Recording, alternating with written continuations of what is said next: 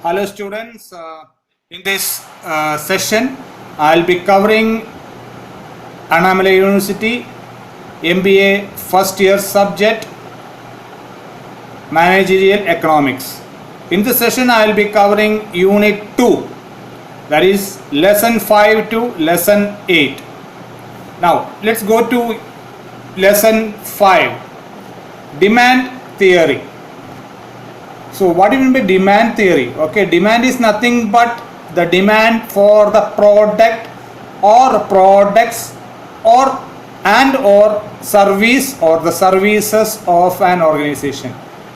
Okay, so it could be product or goods rather of a company is being demanded, or what is the demand for the particular good or goods, or if the organization is providing services to others, consumers, so the demand for the services of that particular company. Okay, now there is a significance of the concept of demand. Demand is one of the most important decision making variables in present globalized, liberalized and privatized economy. If there is no demand, when the companies creates or produces products, when there is no demand, those products will become waste. Okay, wastage of resources happens. Okay, so it is the responsibility of the producer or a manufacturer of those products to ascertain what will be the actual demand for the product, a particular product of a company. Now normally services are not manufactured and kept, or produced and kept, or created and kept. Only the products have been kept. Some products will be made to order, based on the order only, but we are generally talking about those product or products which are already made and available to the consumer for consumption. So if there is no demand, then the product will not be sold in the market. Now, law of demand. Law of demand states that whenever price of a product increases, then the demand for that product decreases, and vice versa. This is a general statement, you say, call it. But there are certain goods, example petrol, diesel and all. Even if the demand of the product increases, more or less the consumption demand is also normally stable. Now other thing is gold.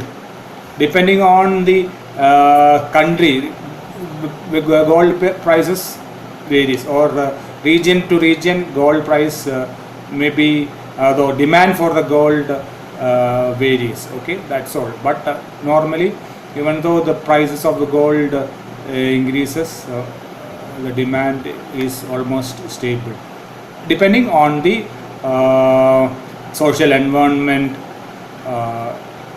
time of the year, etc. Okay, and there is a demand function is available. Dx is equal to function of p of x, and the variables, definition of the variables are given in the text. Okay, and there is a demand curve based on the graphical representation. Demand curve is the graphical representation of the demand schedule. Okay, so there could be variations in demand for which and every product or products which are available in the market. Okay, time to time there could be a change in demand, so depending on the supply or income effect, etc. available. Income effect is nothing but when the price of a commodity falls, real income, purchasing power of a consumer increases in terms of that commodity. It's opposite to demand theory. Okay, so it's what is mentioned in demand theory.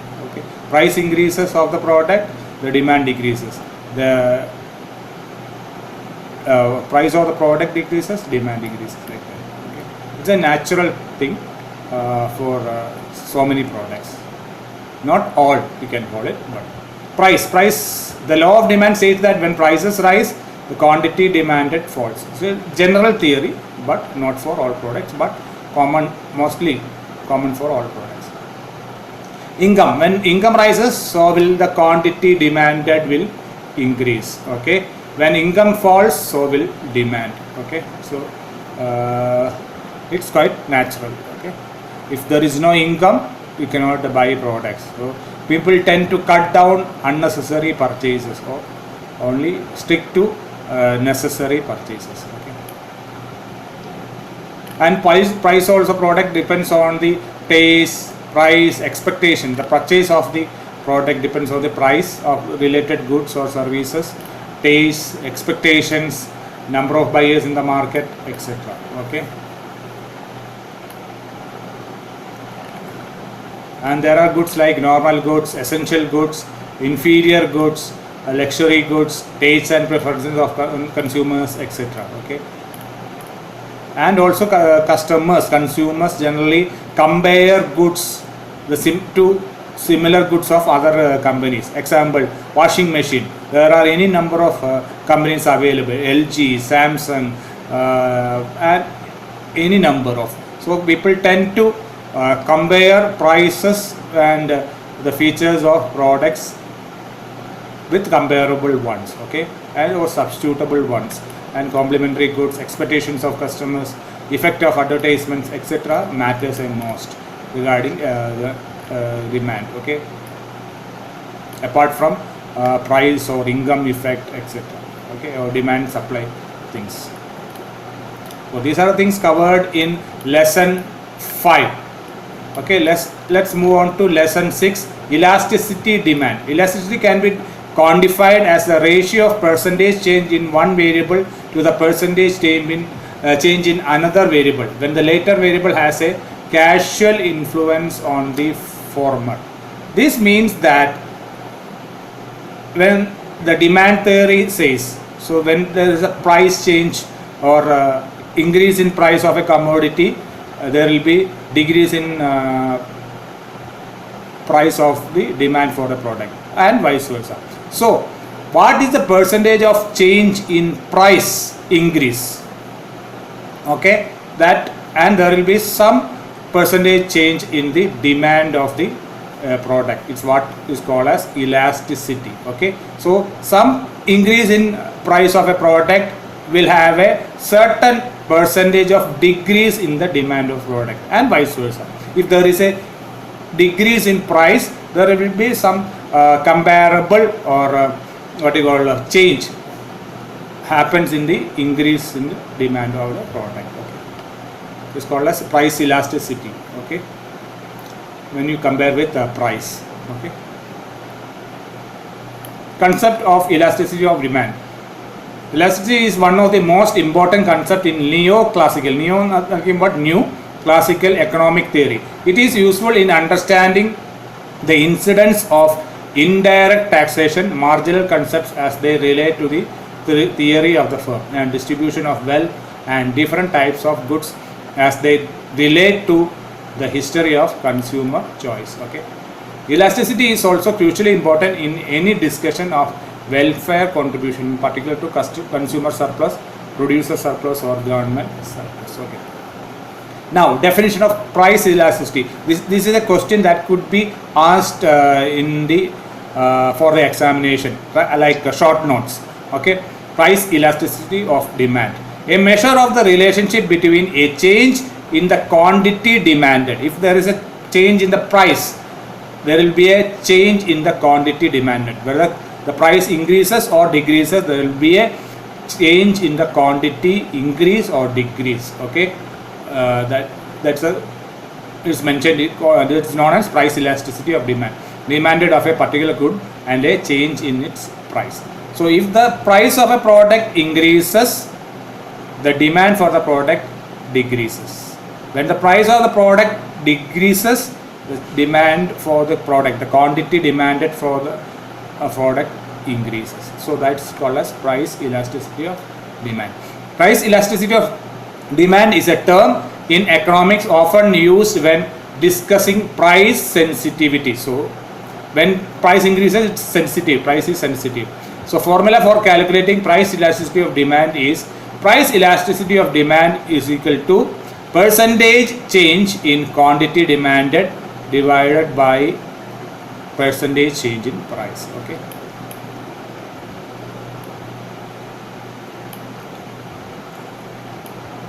There are three types of revenue and price elasticity of demand. One is total revenue, average revenue, and marginal revenue. Okay.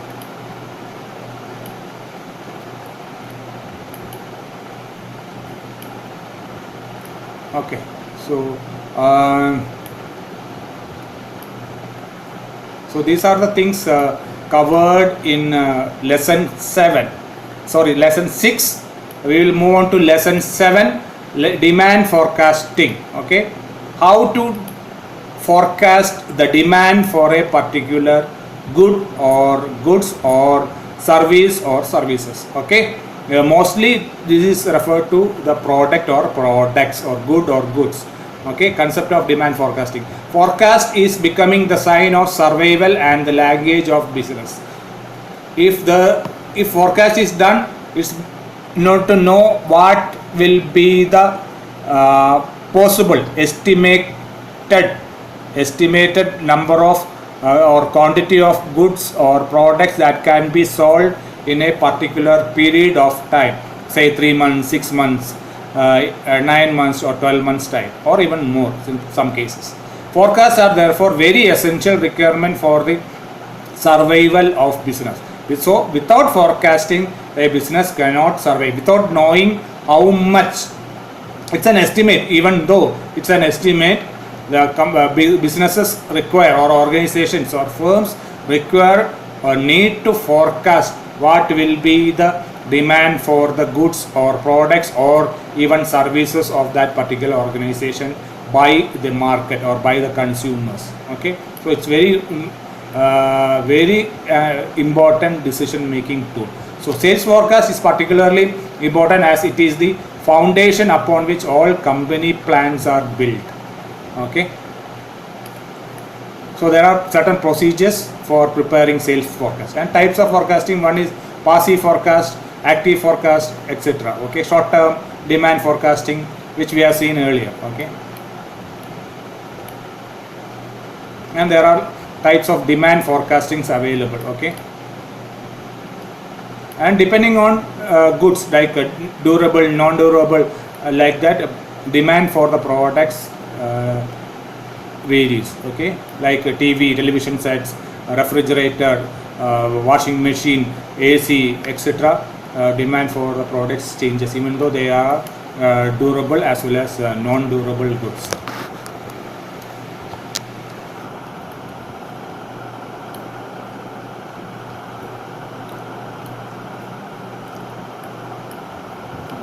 And there are approaches of demand forecasting. One is evolutionary. It consists of projecting the demand for a new product as an outgrowth and evolution of existing old product.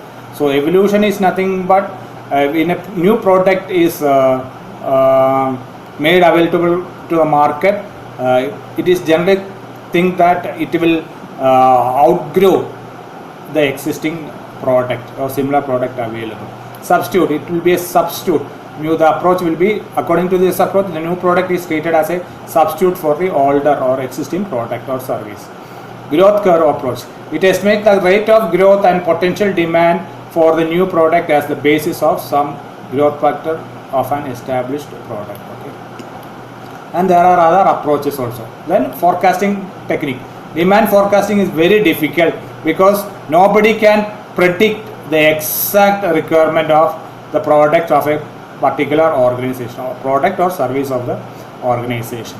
So it's very difficult. It's so that forecasting or demand forecasting or sales forecasting is just an estimate for the survival to get to know the future areas of the particular products or services of an organization. So it's just an yardstick or an idea given generated for the business planning. Okay, and there are various demand forecasting techniques as well as statistical method for demand forecasting also. Okay, like trend projection. It's a graphical method. Graphical method is there. Trend projection method is also there. Okay. Least square method. These are all statistical methods. Okay. You will not be asking any solution providing through least square or graphical method. But it is just a theoretical session. Theoretical questions will be asked on this area. Okay.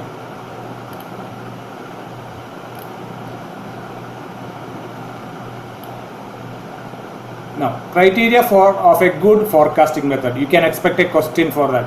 From this, what do you mean by demand forecasting, or what do you mean by forecasting? What are the criteria of a good forecasting method? Okay, you might get a question from this area, from this. Okay, one is accuracy. It should be accurate. No forecasting should be accurate. You can call it, but as far as accuracy is possible, it could be overshoot. The original achieved or quantity achieved for a particular period may be higher side or lesser side than the the forecasting done. This because it's accuracy up to some level it's possible, but still the forecasting is treated as an estimate only. Plausibility. The executive should have good understanding of the technique chosen, so that is called plausibility. Durability. Unfortunately, a demand function fitted to past experience may back cost very greatly and still fall apart in a short time as a forecaster. The durability of the forecasting power of a demand function depends partly on the reasonableness and simplicity of functions fitted. Okay. Flexibility. There should be some flexibility in while using the demand forecasting techniques. Okay, because it is to be mentioned again that forecasting is just an estimation of the future possibilities for business planning. Availability. Immediate availability of data is a vital requirement. So normally forecasting is done based on the past year's data or past period data of several years or months or like whatever it is. So that data should be made available. Otherwise, forecasting cannot be done. Economy. Cost is a primary consideration which should be weighted against the importance of the forecast. So economical forecasting should be should not be expensive because it's just an estimate. Now simplicity. The forecasting should be simple to understand. Okay, should not be too complicated so that people could not understand. Consistency. The forecast has to deal with various components which are independent. So the forecasting done by the forecaster should be consistent over a period of time. Okay, and there are various approaches to forecasting also. Judgment of the forecaster. Experience of the forecaster comes to play. Relational approaches of the forecaster. Time series approaches, etc. Okay. Now surveys is generally considered as a time consuming thing, but it's also can be implemented, but it takes time. So it is usable for a long period of time. If the forecasting is to be done for a longer period of time, surveys can be made useful. Okay. These are the things covered in lesson 7 of unit 2. Okay, now we will quickly move to lesson 8 of unit 2. Okay, application of elasticity of demand in managerial decision making. Okay, so elasticity of demand, or more specifically price elasticity of demand, is a measure of percentage change in quantity demanded for 1% change in the price of the good or goods. Okay, so this is already explained in a previous lesson. This is the basic idea of elasticity of demand or price elasticity of demand. So when the price of the demand of the goods changes, there will be a change in the demand of the quantity demanded of the goods. Okay,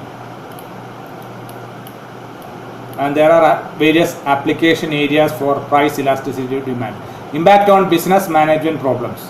If the price of the goods increases, the demand for the goods decreases, so there will be, that will impact the business management area. Okay, the management could not be able to get enough profit out of the quantity of goods sold, okay, due to the increase in demand of the increase in price of the product, okay, and so related to decrease in demand, quantity demanded of the similar product.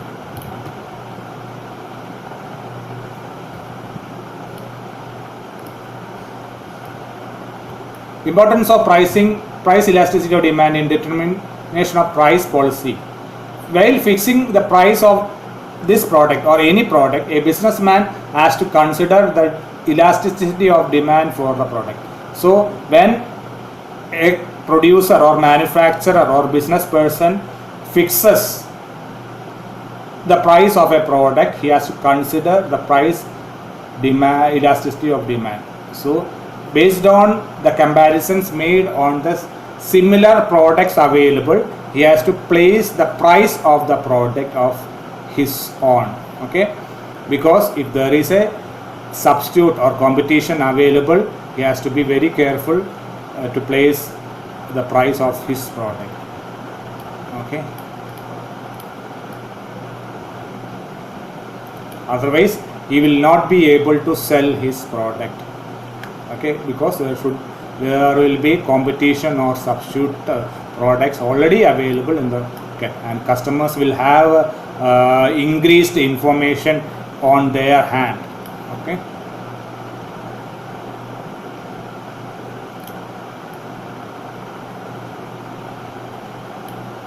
Elasticity of demand and types of customers. A strategy for a small company is to focus marketing efforts on higher income consumers when consumer income elasticity is high. So consumer income elasticity is high refers to the income of the customer is high, so that the consumers can purchase the goods even though the price of the goods are high. So depending on the income elasticity or income availability to the higher income consumers, higher income group of consumers, even though the price of the product increases, especially luxury products we can call it, okay, high-end television sets, high-end refrigerators, etc.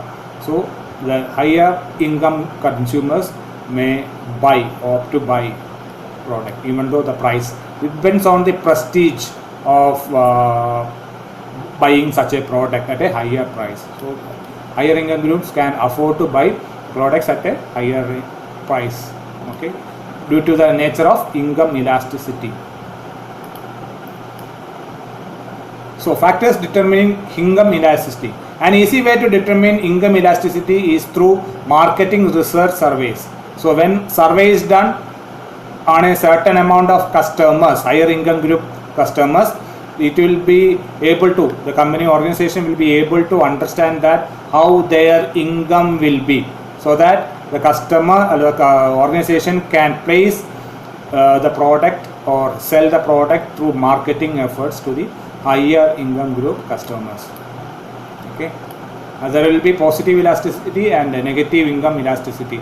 Positive income elasticity is a situation where the demand for a particular product increases with growth in income levels or the higher income group.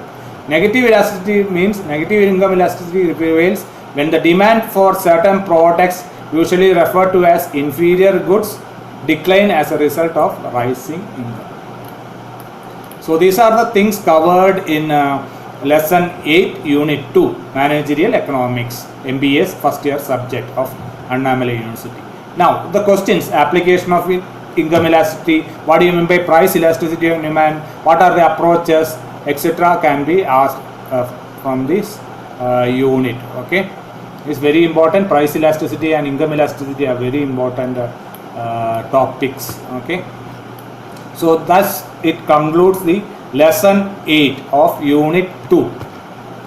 Thank you very much. Happy learning.